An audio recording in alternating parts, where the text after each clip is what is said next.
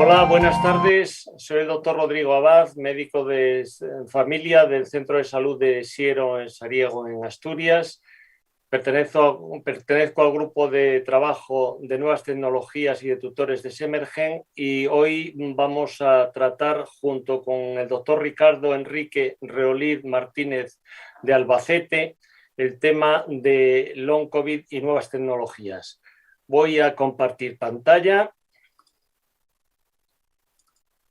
Bueno, como os decía, en riguroso directo vamos a hablar de este tema que me parece muy interesante. Estos son mis conflictos de interés. El evento está patrocinado por Laboratorios BGNAT de Nutrición, al cual damos las gracias, así como al resto de miembros de nuevas tecnologías que han pensado en nosotros para dar esta sesión dentro de las 5ª jornadas de nuevas tecnologías. Este es un mensaje que quiero dar a toda la población, que en este último año y medio lo ha sido muy difícil para todos nosotros, pero estamos más cerca de ver la luz del túnel, sobre todo a medida de que nos vacunemos todos, ¿no? Seguimos con numerosas incertidumbres, a pesar de haber transcurrido ya más de 15 meses de la aparición de la COVID, y tenemos muchos conocimientos cada día más, pero necesitamos saber muchísimo más, porque desgraciadamente tenemos también mucha incertidumbre. Esto está claro que en un inicio no se habló de ello, incluso por la Organización Mundial de la Salud no se no se le dio la importancia que tenía a los aerosoles, y está comprobado que, bueno, pues los aerosoles hoy en día son la mayor parte de las transmisiones que ocurren, porque la transmisión directa por mala higiene, por decirlo así, es muy escasa. La COVID vino desgraciadamente para organizar una gran pandemia. Esta foto de la derecha que veis ahí con los aerosoles, ya los japoneses ya hablaron en febrero del 2020 de ello, de la importancia de los aerosoles en espacios cerrados. Por eso debemos de evitar aglomeraciones, evitar interiores, procurar tener una máxima ventilación, evitar las cercanías hasta que no nos vacunemos, sobre todo, y usar mascarilla. Y cuidado también, una cosa que no se hace hincapié, en hablar, gritar o cantar al lado de otras personas, sobre todo en interiores, como decía. Fijaros, ya a finales de enero del 2021, cerca de Wuhan, un grupo de personas realizaban un traslado, un trayecto en autobús de unos 1000 kilómetros para una celebración budista, y una mujer contagió a 23 pasajeros. Ahí ya fue cuando empezamos, ya a finales de enero, a constatar que había lo que se llamaban supercontagiadores. Y cuidado con los espacios cerrados, como decíamos antes.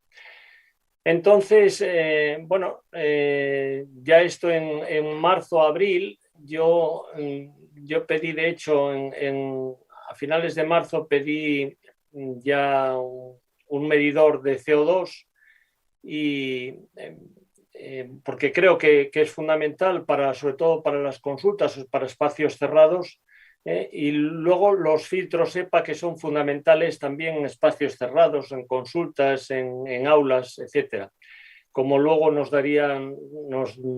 constatamos a través de la evidencia científica.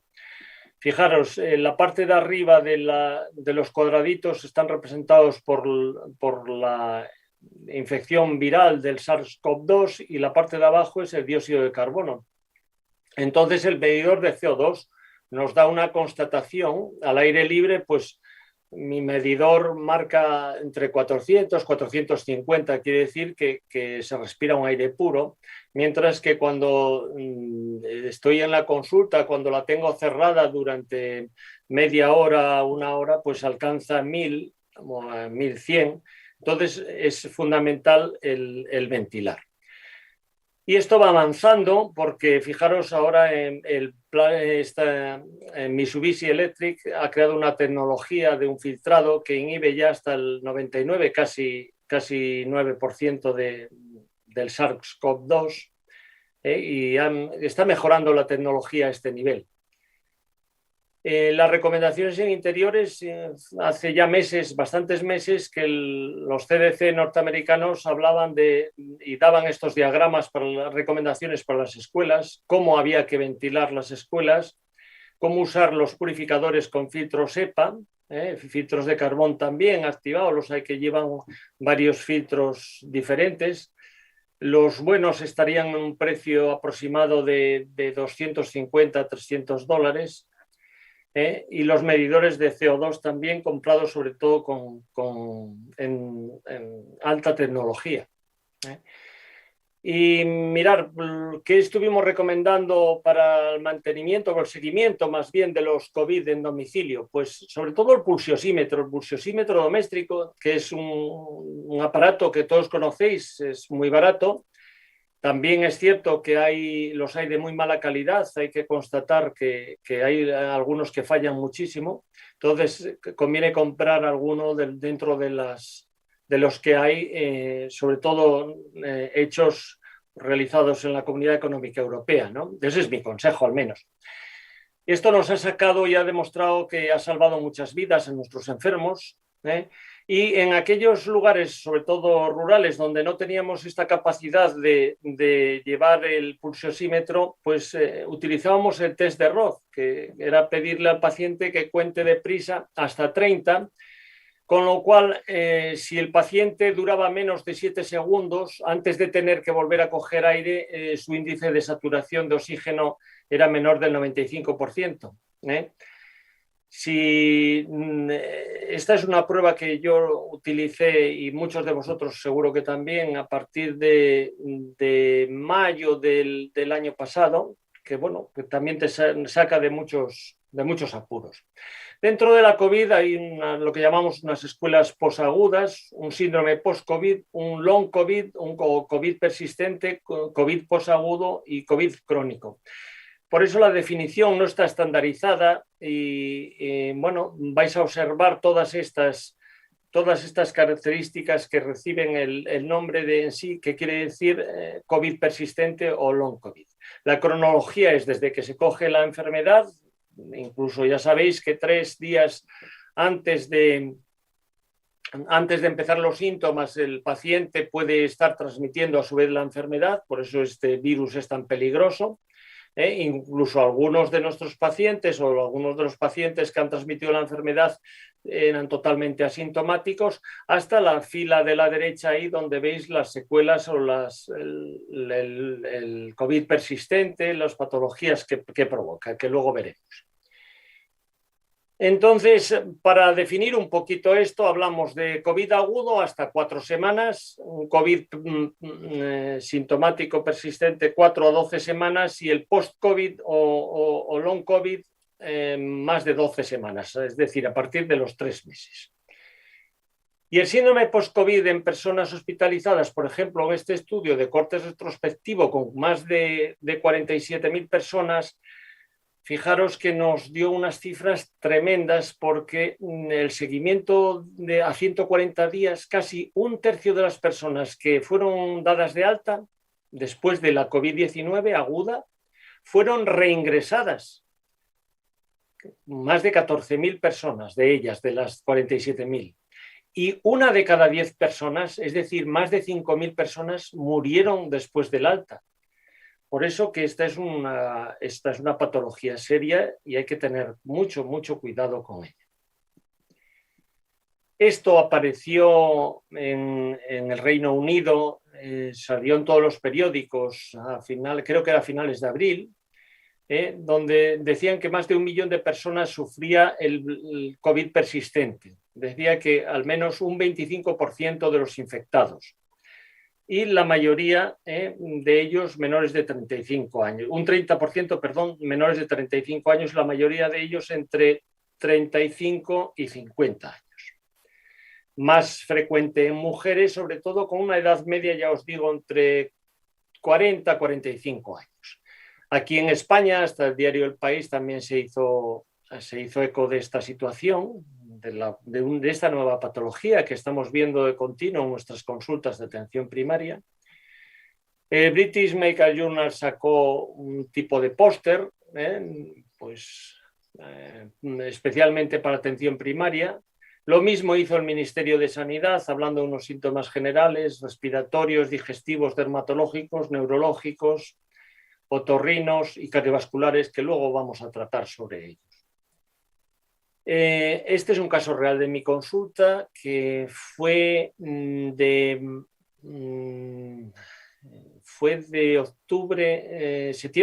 septiembre del año pasado. Sara es una paciente mía de 34 años que me decía, doctor, es que me han pasado ya 4 meses desde el COVID y todavía no puedo subir las 4 escaleras de mi casa. Tengo un enorme cansancio y esta molesta sensación de que el corazón se me sale del pecho, por las palpitaciones, me despierto todas las noches con sensación de que me aprietan el pecho y además sigo con algo de fiebre muchos días de la semana. Pero lo que más me asusta es ver cómo mi hija de 4 años me toca el pelo y se queda con un mechón de pelo en su mano, en su manita. Es tremendo, esta situación es tremenda, pero es así de real. Entonces estamos ante una nueva situación donde vemos a unos pacientes que tienen una patología, pero lo primero que tenemos que hacer es descartar que sea debido a otra causa, a otra patología. Es decir, hay unos criterios de exclusión que serían aquellas patologías previas que han empeorado con el COVID, aquellas secuelas del COVID por lesión de órgano específico por parte del SARS-CoV-2, y al COVID-19 postviral o una reinfección que ha pasado. Yo tengo un residente que se ha marchado a trabajar a Brasil y se ha reinfectado, se ha cogido el COVID del año pasado y este año lo ha vuelto a coger con la cepa de Manaos, la P1. Por eso esos casos de reinfección, pues hay que tener especial cuidado con ellos. Y los criterios de inclusión sería la confirmación de que efectivamente había una infección por SARS-CoV-2, que los síntomas que han persistido en el tiempo, como decíamos antes, y bien que los síntomas forman parte de la presentación clínica de la infección aguda. En cuanto a la fisiopatología, este es un tema de mucho debate. Se desconoce, cuanto más leo, más dificultad encuentro para darme cuenta de que no hay todo, aunque hablan de 3 teorías. Una sería la persistencia de virus en reservorios como epitelio de intestino delgado, donde algunas cepas son más persistentes, como la cepa británica o la cepa india, que acantonan más en tubo digestivo, por eso dan más cuadros de diarrea. Otro por la presencia de una respuesta inmune aberrante, desregulada por un exceso, por cambios fisiopatológicos específicos del virus. Y luego sería un daño producido bien por una autoinmunidad o por un envejecimiento prematuro de las células T, lo que se llama recientemente la inmunosenescencia prematura del sistema, que esto lo pusieron en boga unos autores de la Universidad de Birmingham, que os pongo ahí abajo, que el análisis de personas en el Reino Unido que desarrollaron COVID-19 mostró que biológicamente, ellos lo estudiaron muy bien, tenían entre 10 y 14 años mayor, habían envejecido su inmunidad entre 10 y 14 años, que es tremendo. Pero con certeza no lo sabemos. Probablemente los autores que han estudiado más este tema dicen que probablemente que no haya una sola causa. Bueno, y en cuanto al COVID persistente, los síntomas, pues fijaros, hay múltiples variedades. Cogéis esta, por ejemplo, que es un estudio italiano, pues habla sobre todo de la fatiga, que sí, que es la más frecuente, disnea, dolores articulares, dolor en el pecho, tos, anosmia, en fin, pero sobre todo lo que predomina es esa sensación disneica y esa sensación de fatiga. De este estudio llamaba la atención que solamente el 12%, 12,6% estaban completamente libres después de síntomas relacionados con COVID, mientras que el 32% tenían 1 o 2 síntomas y el 55% tenía 3 síntomas. O sea, llama la atención. Pero para haceros una idea estimada, en el COVID persistente o en long COVID, hay más de 200 signos y síntomas que pueden aparecer, de los cuales el malestar general, la astenia, la cefalea, la sensación de neblina, dolores osteomusculares es probablemente lo más frecuente, aparte de dolor torácico, disnea, a veces diarrea, a veces periodos febriles. taquicardia, la disfagia incluso. Bueno, es múltiple la caída de pelo, que es también muy frecuente. Son múltiples. Quiero decir que hay más de 200 signos y síntomas relacionados con el long COVID. Lo podéis encontrar en casi todos los manuales que ya están apareciendo estos días. Luego, como os decía, pues hay diferentes variantes, diferentes citas de autores en los cuales, bueno, pues hacen hincapié en todos ellos, pero quedaros con la idea de que sobre todo la fatiga, la cefalea, la alopecia, algunos la geusia casi en un 25%, las palpitaciones también, como os decía antes, artralgias y mialgias. Esto es un estudio español también que hace hincapié de Óscar Moreno Pérez, que hace hincapié también en lo mismo, pero no hay unos predictores independientes de ello. Y actualmente desconocemos por completo tanto la duración como la gravedad en sí del COVID persistente. Si bien hay unos síntomas y signos habituales como son la disnea, hipoxia, disminución de la capacidad frente al ejercicio. Menos del 10% de los pacientes tienen una capacidad de difusión reducida. Son pacientes con una fisiología pulmonar restrictiva, que a veces aparecen opacidades en vidrio deslustrado en los TAC, pero otras veces no aparecen nada. Hay dolor torácico, hay síndrome de taquicardia ortostática postural muy frecuente, que esto sí suele pasar. Yo tuve un par de pacientes con ello que al final les han pasado al cabo de 4 o 5 meses. Y debemos hacer un electro y ante las dudas ecocardiograma. Fijaros, esta diapositiva la puse ayer todavía, que salió en la revista Radiology, es nuevo, que es hacer una resonancia magnética con xenón hiperpolarizado. Que estas imágenes son curiosas porque son de pacientes que han sido estudiados con el TAC, que no se veían nada, que ellos tenían dificultad disnea, tenían esa fatiga, y en ellos se ve, como veis ahí, que hay anomalías debido a la limitación por transferencia de gases en los pulmones.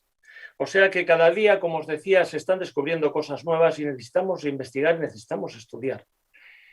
Luego también sabéis que aparecen enfermedad tromboembólica en menos del 5% de los casos, pero son tremendas porque a veces pueden ocasionar tromboembolismos pulmonares, ictus isquémicos, y otras manifestaciones hemorrágicas que aunque son menos frecuentes. También son muy frecuentes la insuficiencia renal. Los ictus isquémicos o hemorrágicos, encefalitis, algunos casos de convulsiones, de epilepsias, bueno, todos estos que están relacionados también con síndromes de fatiga crónica. Hablando de esto, curiosamente, el otro día leí un artículo muy interesante sobre las secuelas de los signos y síntomas después de la gripe, la mal llamada gripe española del 1918, y decía que durante 4 años después, hasta el año 1922, la mayoría de los enfermos que padecieron la gripe española tuvieron cuadros de este tipo, de fatigas, mialgias, cefaleas. O sea que probablemente estemos ante un nuevo virus y un virus que nos dé problemas durante bastantes años. La diabetes no es muy frecuente, pero sí las tiroiditis puede ocasionar. La caída de cabello, como os decía antes, es bastante frecuente. Más de un 20%, están descritos entre el 20 y el 30%. Esto es para poner de relieve que muchos de estos pacientes en algunos países se han organizado por medio de redes sociales o de Facebook o de Twitter para reclamar ayuda, porque realmente los sistemas de salud estamos desconcertados, o estábamos desconcertados ante esta nueva patología. Incluso, bueno, esto que salió de Lancet Psychiatry, un estudio con más de 230.000 participantes emparejados. Curiosamente, los pacientes con COVID tenían alta probabilidad de desarrollar trastornos psicológicos o neurobiológicos, ¿no? ¿Y qué podemos hacer en nuestras consultas? Pues bueno, mirar, en nuestras consultas tenemos que hacer una evaluación integral del paciente, como hacemos siempre, ¿no? Basado en antecedentes médicos, los síntomas que presentan, lógicamente, fecha de inicio, que es muy importante, y procurar hacer una confirmación diagnóstica y luego observar la evolución. En la primera visita en atención primaria yo os aconsejo que hagáis un hemograma, que pidáis un hemograma con una bioquímica, un perfil hepático especialmente, con un perfil renal también, con hormonas tiroideas, una coagulación completa, reactantes de fase aguda como proteína C reactiva, el VSG y la ferritina, y luego si podéis péptidos natriuréticos y de dímero, que es muy interesante. Yo curiosamente hace un mes y pico a un paciente de una familia que tuve afectada, el paciente de 50 y pico años era el que menos sintomatología había tenido, y después de ya 3, 4 semanas empezó a decirme que se notaba fatiga, le hice una analítica y el dímero D, una radiografía que era normal y un dímero D que estaba casi 3.000, 2.998, o sea, fijaros. Por eso que hay que hacer también la radiografía de tórax, una PA lateral y, si podéis, una ecografía pulmonar. Esto es para demostrar que, desgraciadamente, la mayoría de los parámetros nos van a salir normales, pero por eso no podemos decirle a nuestros pacientes no tienes nada porque en la analítica no te salió nada, porque ellos se sienten enfermos y ellos tienen síntomas y signos. La valoración pues es desde el aparato cardiovascular, respiratorio, neurológico, digestivo, dermatológico, salud mental, o sea, hay que abarcarlo todo. Y nosotros, como en atención primaria realizamos todas estas cosas, procurar, si tenéis que derivarlo, y hay algunos hospitales, como en mi comunidad autónoma, hay hospitales que ya tratan a estos long COVID, pues derivarlo a la unidad correspondiente de medicina interna si no podéis hacer más por ellos, pero si no, pues tendréis que ir evaluando al especialista hospitalario competente. Bueno, ¿y qué ocurre después de la vacunación del long COVID? Porque inicialmente empezaron a decir que el long COVID o el COVID persistente después de las vacunaciones que mejoraba. Bueno, pues aquí tenéis esta, que es reciente, esta gráfica, en los cuales hay partes que mejoran, pero otros empeoran incluso. La parte más oscura, la verde oscura, mejoran, pero la parte más clara empeoran. Fijaros aquí en la fatiga, más parte de pacientes mejoran, pero hay algunos que empeoran. Por eso que hay la neblina esa mental que les produce la falta de concentración, también ocurre lo mismo, o los dolores musculares. Es decir, que hay mucha incertidumbre en esto y qué va a pasar en el futuro. O sea, que esperemos que solucionarlo. Pero ojo que no todo es COVID y no todo es long COVID, y tenemos operaciones canceladas, tenemos pacientes crónicos con patología que requieren nuestra observación. Al paciente hay que revisarlo, hay que verlo en consulta, a ser posible, aunque porque hablan de nuevas tecnologías, pero desgraciadamente yo no he visto nuevas tecnologías en mi consulta porque no me han aportado, no me la han puesto, el sistema de salud no me lo ha puesto. Si nos pusieran nuevas tecnologías, habría que aplicarlas y debemos aplicarnos o basarnos en ellas, como por ejemplo Dell Technologies creará gemelos digitales para tratar long COVID. Y ahora, sin más, me gustaría pasaros a la sesión que va a dar el doctor Ricardo Enrique Reolid, que desde luego va a aplicarse más a esta parte de nuevas tecnologías, que seguro que os va a gustar muchísimo más. Y luego al final revisaremos las preguntas que tengáis. Gracias. Muchas gracias, Rodrigo, por cederme el turno de palabras. Agradecer también al comité organizador y científico de estas Jornadas Nacionales de Nuevas Tecnologías Emergen por invitarme a participar en esta mesa del long COVID, y procedo a compartir mi presentación.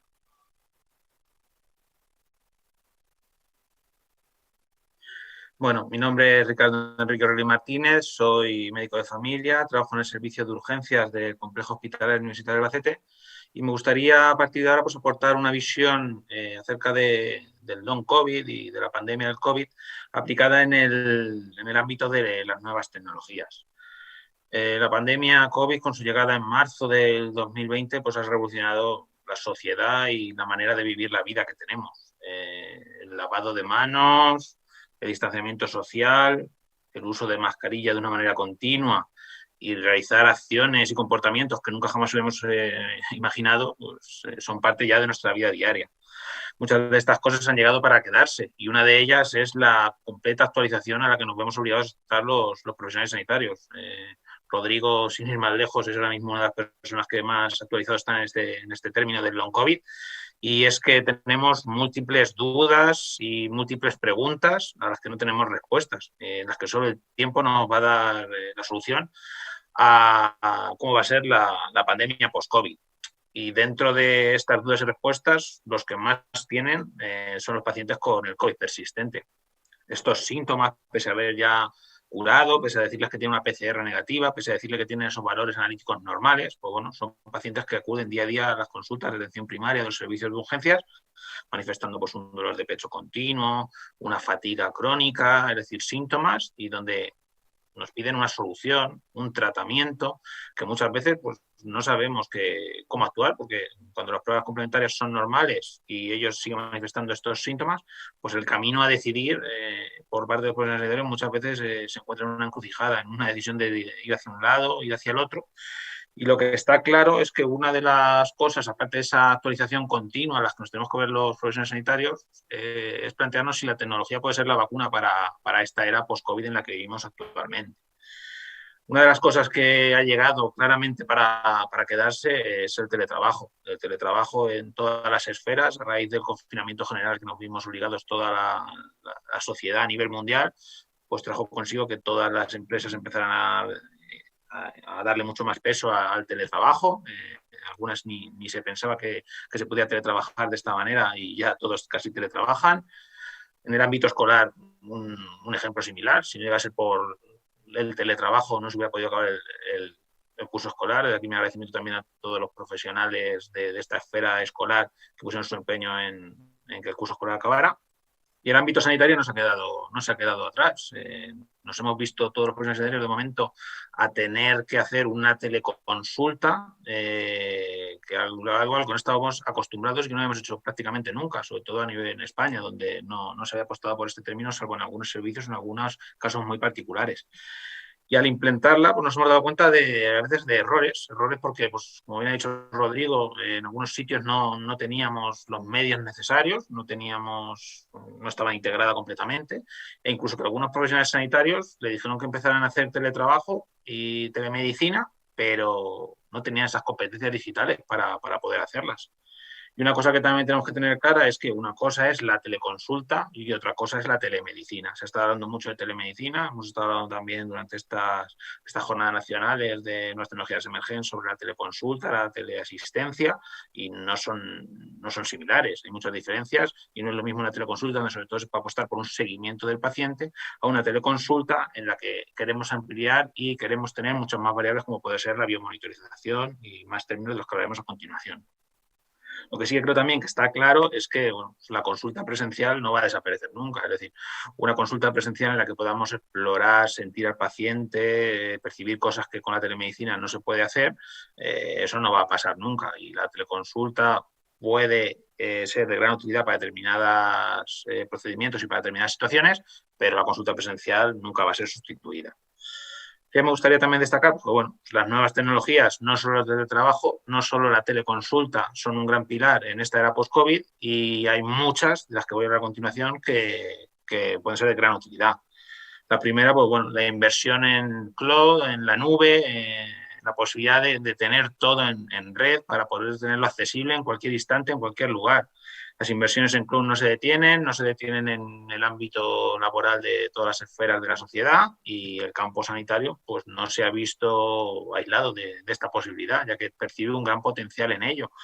De hecho, pues el campo sanitario pues, ha apostado por determinadas técnicas digitales, como la implantación de la historia clínica digital, como es también la prescripción electrónica, y el hecho de tener también la posibilidad de hacer una nube, un cloud, donde todos los datos de nuestros pacientes estén accesibles tanto para él como para el resto de profesionales sanitarios una vez que se movilizan, van a diferentes sistemas sanitarios, pues es una gran ventaja. Pero estas ventajas no están tampoco exentas de riesgos sobre todo en la esfera de la privacidad.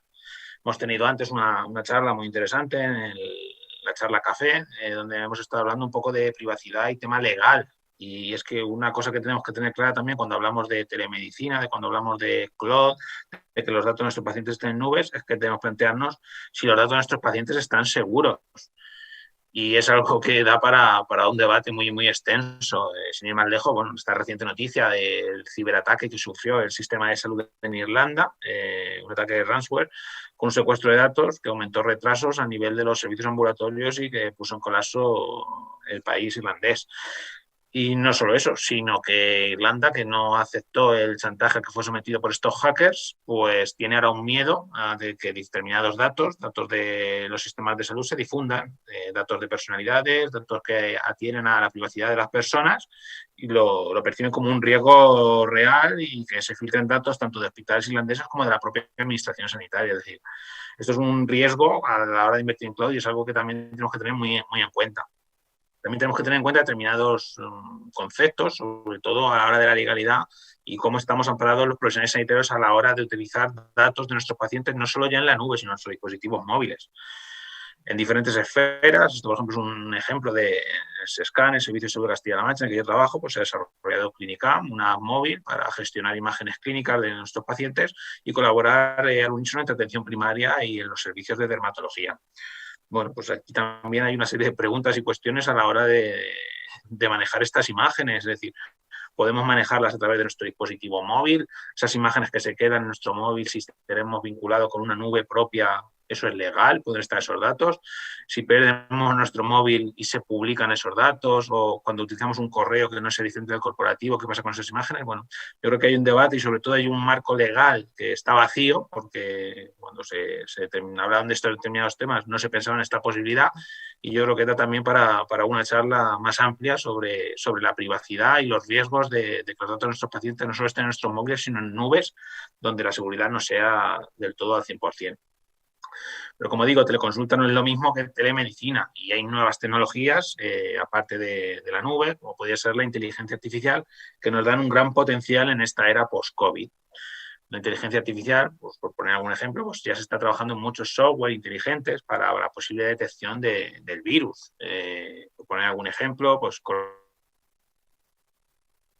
Coronavirus es una herramienta para diagnosticar el COVID-19 basada en inteligencia artificial, donde se buscaba un diagnóstico clínico trabajando de la manera continua, imágenes radiológicas, de radiografías de tórax, de TAC de tórax, en combinación con esta inteligencia artificial. Esto nos permitía hacer reconstrucciones 3D de volúmenes afectados, de posibles lesiones en diferentes regiones que perceptiblemente en radiografías son normales, pero que de una manera continua y trabajando al unísono en combinación las imágenes radiológicas, los profesionales sanitarios o la inteligencia artificial, se vio un aumento de la sensibilidad y se vio que esta facilidad de uso y el tiempo que se tardaba en formar a los expertos era mejor. Otros ejemplos de la aplicabilidad de esta inteligencia artificial en esta era post-COVID, en este manejo de nuestros pacientes long COVID, pues bueno, es seguir investigando y seguir innovando en ella. Se está trabajando, pues, por ejemplo, aunque esto parece que está más lejano y está en una prueba piloto, es una app para detectar el COVID a través de la voz. Es una vía que está impulsada por Biometric Box y pretende identificar de una manera precoz futuros brotes de la enfermedad, pese a estar, como digo, está en desarrollo, es algo que puede que tarde aún en llegar. Pues bueno, basándonos en esta nueva tecnología, en inteligencia artificial, busca detectar diferentes patrones de voz, patrones de tos, que detecten precozmente signos indirectos de que el virus está en la persona. Y bueno, pues es una gran herramienta y una nueva herramienta digital que se puede brindar al servicio de los profesionales sanitarios y de los pacientes. En combinación con la inteligencia artificial, otra gran nueva tecnología y con un gran potencial, pues el Big Data. El Big Data, y por poner algún ejemplo de esta aplicabilidad del Big Data en el paciente COVID y en esta pandemia, sería Sabana Médica, la empresa que conocemos, creada por Ignacio Medrano, en su estudio reciente que se llama Big COVID Data, buscó valorar asociaciones de pacientes con asma y que tuvieran también infección por COVID-19. Una muestra de más de 71.000 pacientes, casi 72.000, y que pudieran tener la infección por COVID-19, pues se intentaban buscar variables demográficas, variables clínicas, diferentes respuestas al tratamiento, pues, con corticoides inhalados, con diferentes tratamientos biológicos. y buscar un poco patrones que predijeran cómo esos pacientes iban a responder mejor con factores pronósticos positivos o con un mayor riesgo. ¿Y qué se vio en este estudio Big Data COVID? Bueno, pues las variables que se vieron que podían ser un mayor factor de riesgo o factores protectores se constataron posteriormente en estudios científicos internacionales como se habían desarrollado a lo largo de toda la vida. ¿Qué quiere decir esto? Pues bueno, que si nos apoyamos en la inteligencia artificial, que si nos apoyamos en el Big Data, en el manejo de grandes datos de información, de grandes datos de pacientes a una escala que nunca hubiéramos imaginado que podríamos tener al alcance de la mano en un clic en minutos. Pues bueno, es lo mismo que podemos obtener durante los estudios científicos que vemos. Es decir, potenciar y trabajar conjuntamente, aplicando nuevas tecnologías con los estudios científicos, como hemos hecho toda la vida, es una gran herramienta para profesionales, para pacientes y para predecir el pronóstico de nuestros pacientes. Otro ejemplo de esta aplicabilidad de las nuevas tecnologías y de cómo la Organización Mundial de la Salud percibe su potencial es que han anunciado por la creación de un Centro Mundial de Inteligencia sobre Vigilancia de Pandemia. Este centro, que se llamará The Hub, que tendrá su sede en Berlín, pues buscará un poco prevenir pandemias mediante el análisis de datos, esta gran cantidad de datos que tenemos al alcance, basándose en el uso de la inteligencia artificial y pues para poder predecir una pandemia y el desarrollo que va a llevar. Algo que, por ejemplo, con el COVID nos hubiera venido bastante bien tener estas herramientas y haberlas utilizado a gran escala y a nivel mundial. ¿De qué otras tecnologías podemos hablar y qué nuevas tecnologías podemos utilizar en el beneficio de nuestros pacientes? Bueno, pues el teléfono móvil que se ha convertido en un apéndice más de nuestro cuerpo, que lo utilizamos diariamente con usos de comunicación, de ocio, de intercambio de información para conectar con nuestras familias. Bueno, pues también en esta pandemia COVID, pues un uso que hemos tenido es el de geolocalización y varios países han desarrollado diferentes herramientas para utilizar la geolocalización a través de los teléfonos móviles para luchar contra la COVID. En Singapur, sin ir más lejos, pues, que tenía una experiencia ya con infección por el SARS en el año 2003, pues fue el primero que lanzó un rastreador basado en tecnología Bluetooth, que detectaba pues, como un radar la información de otros móviles a su alrededor para ver si había alguien con el COVID-19. Para esta aplicación es fundamental la colaboración de la ciudadanía y, sobre todo, a la hora de pedir la colaboración de la ciudadanía, lo que hay que tener claro también es que hay que respetar la privacidad del usuario. Y es algo que ha tenido ciertos problemas, como veremos a continuación. ¿Por qué digo esto? Bueno, siguiendo con el ejemplo de Singapur, la aplicación que se utilizó basada en Bluetooth con la aplicación Trace Together, pues intercambiaba códigos identificatorios entre usuarios que estuvieran en un radio de 2 metros de forma automática y encriptada para utilizar el mayor porcentaje de teléfonos móviles posibles, ¿vale? Entonces, con eso que conseguíamos que los datos se mantuvieran anonimizados, se utilizaba una tecnología por Bluetooth y el comportamiento de los ciudadanos, siempre y cuando colaboraran, pues era una gran herramienta de geolocalización. En Corea del Sur, por ejemplo, con este problema de privacidad que pasó, pues bueno, pues entre el 2015 y en el 2018 se cambiaron la ley de privacidad para ponerla bajo la necesidad del gobierno en situaciones de emergencia como es la pandemia del COVID, ¿vale? Esto es un modelo que, claro, como no tenemos ese problema de la privacidad, es un modelo que es imposible exportar, el modelo de Corea del Sur, y que, bueno, allí sí que les permitió localizar y poner en cuarentena a todas las personas, dado que el problema de la privacidad lo tenían controlado. En China, sin ir más lejos, pues fue utilizar el mismo sistema de comunicación que utiliza el gigante comercio electrónico Alibaba. Con esta app, o sea, a los ciudadanos se les daba un color y determinaba el estado de salud y cómo de esa manera pues, podían saber si ese paciente pues, podía haber gente o con COVID, con infección, si cumplía el aislamiento digital. Esta geolocalización también se podía compartir a la policía para que la gente cumpliera el aislamiento. Es decir, las nuevas tecnologías y la geolocalización pueden ser una gran utilidad para que los países y los sistemas sanitarios controlen el aislamiento de los pacientes. Pero tenemos el problema de la privacidad. En España se lanzó Radar COVID, pero Radar COVID no tuvo mucho éxito.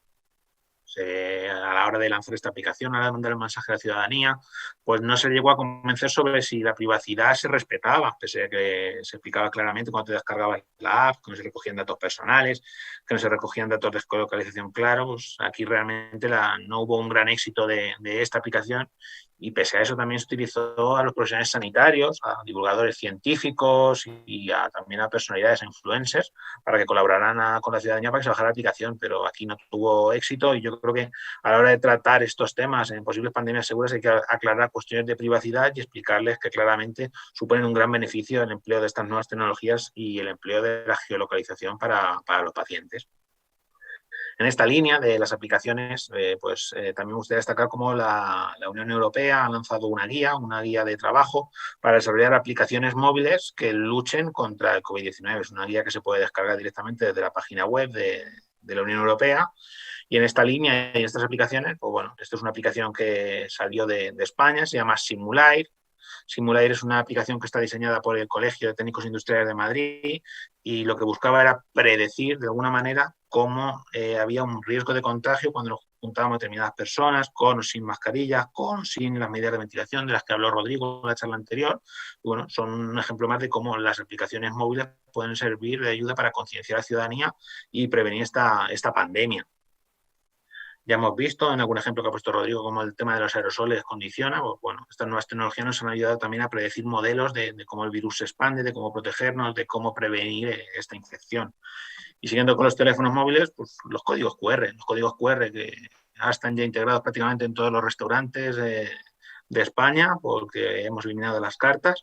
Pues bueno, pues también en este nivel, de cara a ese paciente COVID persistente, ese paciente que ya ha pasado COVID pero que sigue con síntomas, pues para retomar su vida de ocio, su vida de poder volar, pues la Unión Europea trabaja en un certificado digital con un código QR donde mostrará toda la información por si ese paciente está vacunado o no, las pruebas que se hayan hecho en su centro de salud para que sean accesibles, si se ha recuperado de la COVID, es decir, son nuevas herramientas digitales que podemos utilizar para los pacientes COVID para mostrar pues eso, que están vacunados y facilitar su posterior incorporación y viaje y circulación libre por la Unión Europea. Otra tecnología de la que me gustaría hablar es la realidad virtual. La realidad virtual es una tecnología que muchas personas solo asocian al mundo de los videojuegos y del entretenimiento, pero que también puede servir como una herramienta formativa. Ya he comentado previamente cómo gracias al teletrabajo pues se pudo acabar el curso escolar.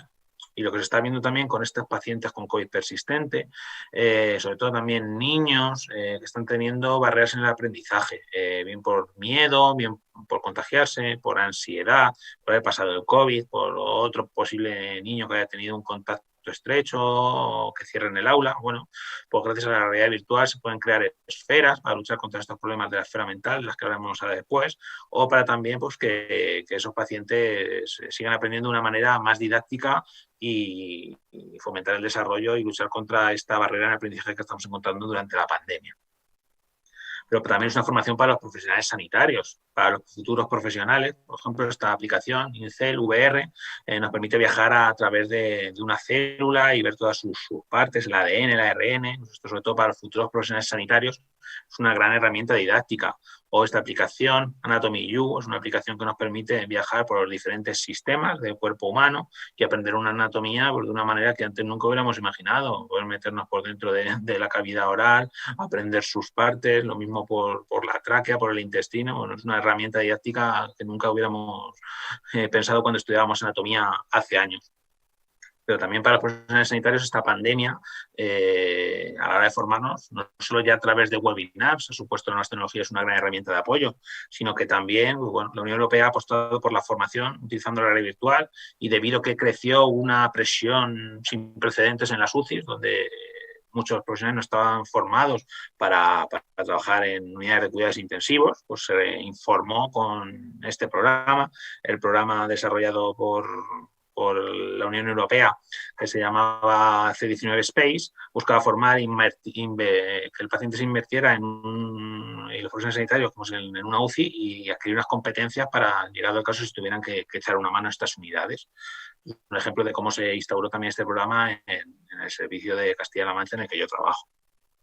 Pero como digo también, uno de los problemas, como también ha hablado Rodrigo, es los de la esfera mental. El COVID persistente está creando muchos miedos, trastornos de ansiedad, agorafobia. Y en esta línea existen proyectos de realidad virtual. Este es un videojuego educativo para reducir el estigma de trastorno bipolar, un juego que se llama Stigma Stop para mostrar y poner a esos pacientes, ayudarles y poner también a los profesionales sanitarios y a otros pacientes a comprender a esa gente que tiene estos problemas mentales. O incluye TVR, un problema también para vivir en vivencia en una primera persona como es un trastorno de ansiedad, un trastorno de agorafobia y comprender mejor a aquellos pacientes que sufren COVID. Muchos psicólogos también están utilizando estas herramientas para estos pacientes que sufren estos trastornos mentales a poder combatir estos problemas. Más nuevas tecnologías de las que podemos hablar. Bueno, la implantación del 5G nos supone una gran ayuda para implantar estas nuevas tecnologías de una manera definitiva. En esta era digital del smartphone, pues bueno, lo que antes ya nos hemos hablado en una charla anterior también sobre wearables en el mundo de la glucemia, el control de nuestros pacientes diabéticos. Bueno, con la implantación del 5G, la llegada de test, diagnósticos rápidos del COVID a nivel de sangre o a nivel de saliva, pues con el 5G nos dará una gran herramienta para este diagnóstico a estos pacientes. Esto es un ejemplo de un proyecto, es un proyecto para detectar el COVID en el móvil, cosa menos de 10 minutos, una sensibilidad parecida a las de las PCR del 90%, es un test prototipo, pues evidentemente también hay que terminar, va a empezar ahora los ensayos clínicos con 3.000 sujetos, pero lo que buscan es, mediante una gota de sangre, nuestro teléfono móvil poder darnos el diagnóstico como una sensibilidad muy similar al de una PCR, un método que bueno, abre la esperanza a estas nuevas tecnologías. Lo que está claro es que la ciudadanía y nuestros pacientes cada vez nos piden respuestas y un cambio de modelo donde la accesibilidad al sistema de salud es clave. Dentro de las nuevas tecnologías también pues, la implantación del correo electrónico y dar la posibilidad de hacer una consulta vía email con nuestros pacientes, pues es una aplicación para estos pacientes COVID, con COVID persistente, para que se vean que si pueden contactar de una manera accesible con nosotros vía email, pues bueno, se sienten respaldados y se ven reconfortados. Pero también tenemos que hacer una educación sanitaria, sobre todo en esos pacientes más jóvenes que viven en un mundo de inmediatez, de redes sociales y bueno, esto es un ejemplo de una publicidad de una empresa de telemedicina donde hablan que gracias a la medicina digital ya no es necesario acudir a nuestro centro de salud. Hay que explicarles también pues eso, que nunca la consulta presencial va a desaparecer, que las telemedicina y la teleconsulta o la consulta vía email, como he puesto de ejemplo, nos pueden servir de gran utilidad, pero que en determinadas situaciones esa accesibilidad no se va a poder desaparecer y la consulta presencial está y siempre va a estar. ¿Pero qué más ámbitos y en qué más esferas las nuevas tecnologías pueden ayudar a los profesionales sanitarios y a los pacientes? Bueno, pues en el uso de los wearables, se ha hablado también antes, Raúl Piedra, sobre Cardia, esta aplicación, este wearable que nos permite realizar una tira de ritmo para diagnosticar a pacientes. Vemos los pacientes también, como ha comentado Rodrigo, que tienen una mayor posibilidad de trombos, de tromboembolismo pulmonar y, bueno, pues la taquicardia es uno de estos síntomas. La apuesta por los wearables en los pacientes pues cada vez es más franca. De hecho, pues en la reciente inclusión de utilizar un sistema de wearable para la detección como método de diagnóstico de una fibrilación auricular por la Sociedad Europea de Cardiología es un claro ejemplo de ello. Igual que existen los pulsosímetros de los que nos ha hablado Rodrigo, que nos han permitido que muchos pacientes que ya los tienen accesibles porque los podían comprar hasta casi en los grandes almacenes y grandes supermercados, que la verdad es que nos han sido de mucha utilidad para esos pacientes COVID, para el manejo. O, bueno, cada vez llegan más wearables, el A4 Life, A4 Case, pues permite un control de los pacientes con este COVID persistente para su saturación, para su frecuencia cardíaca, para control y sobre todo que esos datos los pueden exportar los pacientes cuando vayan a hablar con su profesional sanitario. Más herramientas digitales, bueno, pues recursos de salud.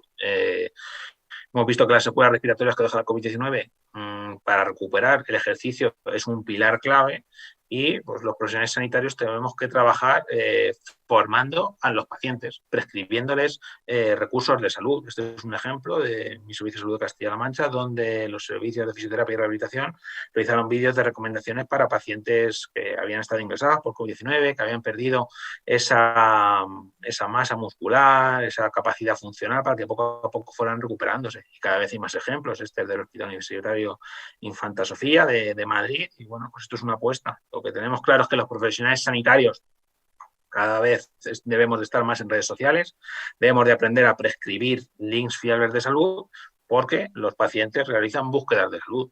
La consulta del doctor Google no deja de caer. Estos pacientes que tienen COVID persistente realizan búsquedas constantes sobre sus síntomas, buscando una respuesta, buscando una solución.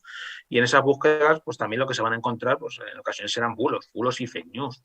Durante la pandemia de COVID hemos visto un gran creciente número de bulos en materia de salud. Según el tercer estudio de bulos en salud COVID-19 llevado a cabo por Doctoral y Salud sin bulos, pues se vio como más de un 90% de los profesionales sanitarios detectaron un incremento de estos bulos y casi 3/4 de los profesionales que respondieron a esta encuesta comentaban que atendían a pacientes preocupados por un bulo sobre la COVID-19. este exceso de información acerca de un tema, sobre bulos, rumores que ya no son capaces de filtrar si la enfermedad esa información que les llega es real o es falsa, esa infodemia en la que se ve sometida a los pacientes, pues está provocando grandes problemas de salud pública. Esto es un ejemplo aquí en Albacete de cómo llegó un bulo y la gente se acudió a vacunarse en masa porque no llegaba porque decían que estaban vacunando a todas las personas en un centro deportivo. Y lo mismo pasó en el Hospital 12 de Octubre de Madrid. Es decir, bulos hay que aparecer, los profesionales sanitarios debemos de estar para desmentirlos, para sobre todo despertar un pensamiento crítico en los pacientes y también que sepan acudir a información fiable, como puede ser la web Pacientes Emergen, donde un médico responde a las dudas y preguntas de los pacientes. Tiene una sección específica para estos pacientes con COVID persistente, una sección específica del coronavirus. También hay píldoras, aquí está Rodrigo hablando de una de ellas, hablando sobre el COVID persistente y los síntomas, es decir, prescribirles links fiables de salud de estos pacientes para que sepan dónde acudir y encontrar respuesta a esas preguntas que se plantean. Lo que está claro, y para finalizar y un poco más de conclusiones, que me gustaría recalcar que vivimos en una sociedad plenamente digital y donde el uso de las TIC está integrada en todos los sectores. Y la pandemia pues, no ha disminuido este uso de las nuevas tecnologías. De hecho, lo que ha hecho es ponernos en alerta de que en algunos ámbitos como el sanitario pues, no estaban plenamente integradas y que incluso un amplio porcentaje de los profesionales sanitarios no contaban con las competencias digitales necesarias. Apostar decididamente por este uso de las nuevas tecnologías en esta esfera sanitaria es clave, pues, no solo para los profesionales sanitarios, sino también para los pacientes y para toda la sociedad. Y nada más que añadir, agradecer, como digo, al comité organizador y al comité científico que cuenten conmigo y a continuación pues cedo el turno de palabra también a Rodrigo para abrir unos minutos para preguntas que nos pueda plantear la audiencia y generar el debate. Muchas gracias. Muchas gracias, Ricardo, porque tu estupenda presentación, que yo creo que ha sido un exponente de lo que son hoy las nuevas tecnologías en este aspecto del COVID persistente. Tenemos preguntas, bastantes preguntas además, creo que interesantes. Una persona pregunta, ¿se permite solicitar analítica el PRO-BNP y de dímero en atención primaria ante la sospecha diagnóstica?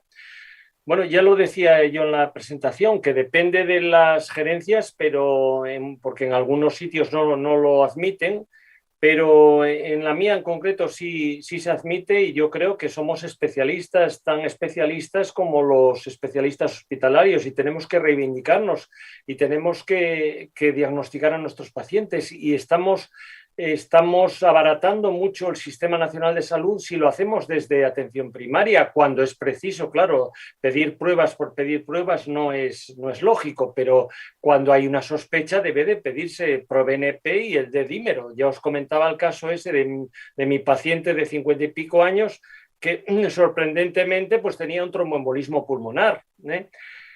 Y aquí hay una pregunta para ti, Ricardo. Dice, ¿cuáles son las claves para que las nuevas tecnologías sean la vacuna para la pandemia post-COVID?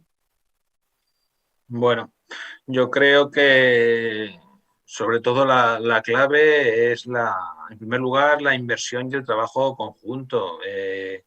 Como digo, dentro de los errores que hemos visto durante la pandemia, a la hora de utilizar las nuevas tecnologías por parte de los profesionales sanitarios, no solo ya era que no hubiera competencias digitales, que sería otro de las claves, sino que no estaban dotados de los medios suficientes. Y el problema también es que contamos pues un poco también uniendo la pregunta que te he hecho anteriormente, en tu sistema de salud sí se podía pedir el dímero D. Por ejemplo, tenemos tantos sistemas de salud y en cada uno de ellos se hace una cosa o se hace otra, que en algunos se apuesta por la telemedicina y las nuevas tecnologías de una manera real. Por ejemplo, recuerdo con las pasadas jornadas, cuando fuimos a Gran Canaria, donde sí que estaba haciendo una apuesta muy importante por esta implantación de nuevas tecnologías en el ámbito del sector salud, que es que en algunos sitios se está apostando y en otros no, y se está creando también pues, unas desigualdades, una brecha digital, no solo ya en tener competencias, sino también en poder tener ese acceso a las nuevas tecnologías, los pacientes y los profesionales sanitarios. Una inversión en nuevas tecnologías al unísono por todos los sistemas de salud, también una creación de competencias digitales, formar a los profesionales sanitarios y también formar a los pacientes y despertar ese pensamiento crítico en ellos y que sepan también detectar bulos. Yo creo que son claves, esas son las dos principales claves para que las nuevas tecnologías sean la vacuna en esta era post-COVID. contestando también a la pregunta que te han dicho, por ejemplo, aquí en el Servicio de Salud de Castilla-La Mancha sí que se puede pedir también el dímero D. El ProBNP a nivel de atención primaria no, sí que se reforzó, y antes tampoco se podían pedir marcadores como la ferritina y el dímero, y con la pandemia se incluyeron. Y de aquí también pues una lanza a favor a que también pues, se puedan realizar cada vez más y más prescripciones y pedir pruebas complementarias en el ámbito de la atención primaria. Son igual de especialistas que cualquier otro especialista. Yo me considero especialista en medicina familiar, igual que puede ser especialista como otro compañero que trabaja en el hospital, y desde aquí, pues eso, que también se apueste por potenciar la atención primaria a todos los niveles. Pues muy bien. Hay otra pregunta aquí que dice, ¿podría considerarse el long COVID una enfermedad incapacitante y sujeta a minusvalía? Bueno, vamos a contestarla a los dos. Yo creo que sí, claro, muchos de nuestros pacientes es que son incapaces de subir 2 pasos de un peldaño, o sea que meses después. O sea que hay muchas peculiaridades, depende, hay que individualizar, lógicamente. Fijaros, hay ahora mismo los sistemas de salud, las diferentes empresas que soslayan los sistemas de salud, por ejemplo, en países donde domina, por ejemplo, Estados Unidos, que son mutuas, ¿no?, de seguros donde hay una alta implicación y esto conlleva un alto grado de una economía muy elevada, un gasto enorme. Lo que están intentando es decir que el long COVID o el COVID persistente es una situación que depende un poco del sistema psiquiátrico, que la mayoría tienen un componente de patología de ansiosa, depresiva, pero no es así. No, ya lo visteis, por ejemplo, en esta imagen que puse de la revista Radiology de ayer, como estos pacientes, curiosamente, que en el TAC no daban ninguna alteración, con este nuevo método de Xenon, pues daban unas alteraciones considerables. O sea, los pacientes, esta es una nueva patología que afecta primeramente, son 2 ondas, una onda causada por el virus, una patología, podemos decir, pseudogripal, y luego posteriormente una patología inflamatoria. El virus en sí está comprobado que salió de China, pues salió no, estaba en China ya en septiembre, octubre probablemente del año pasado, ¿no? Entonces, es un virus nuevo que tiene unas características peculiares. Nuestros organismos no están adaptados a él. Probablemente con mayor difusión a nivel global, pues va a quedar como una enfermedad crónica, como una gripe, pero necesitaremos vacunar y revacunar a nuestros pacientes. ¿Tú qué opinas de esto? Ricardo, ¿podría considerarse el long COVID una enfermedad incapacitante? Bueno, yo creo que aquí sobre todo, como dices, lo más importante es individualizar, sobre todo en esos pacientes donde las pruebas complementarias son normales. En aquellos pacientes con una afectación tan severa, que han tenido una afectación bilateral, que han perdido una gran masa muscular, que se ve claramente que tenían trastornos de la difusión, es decir, que claramente nosotros, por ejemplo, en el servicio de urgencias hemos visto muchos pacientes que venían y esa pérdida en la capacidad de difusión hace que ante un mínimo esfuerzo se desaturen de una manera muy brusca. Y eso, ahí en esos casos pues, claramente es una enfermedad incapacitante.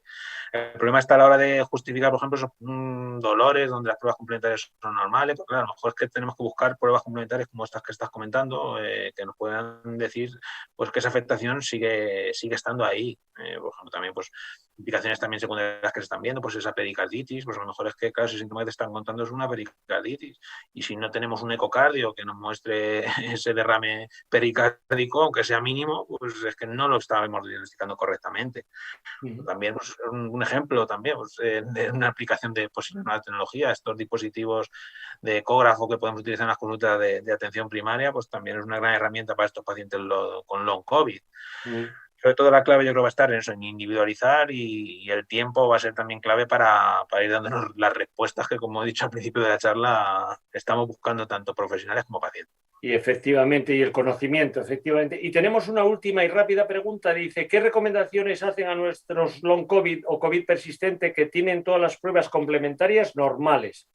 Pues ya lo dijiste tú, ¿no? Yo creo que el ejercicio, la rehabilitación prescrita, siempre individualizada, y luego hay ciertas peculiaridades. Yo tengo, por ejemplo, a mi lado de mi consulta una pediatra que tenía un niño de 12 años con una fiebre de 6 meses de evolución a partir del COVID.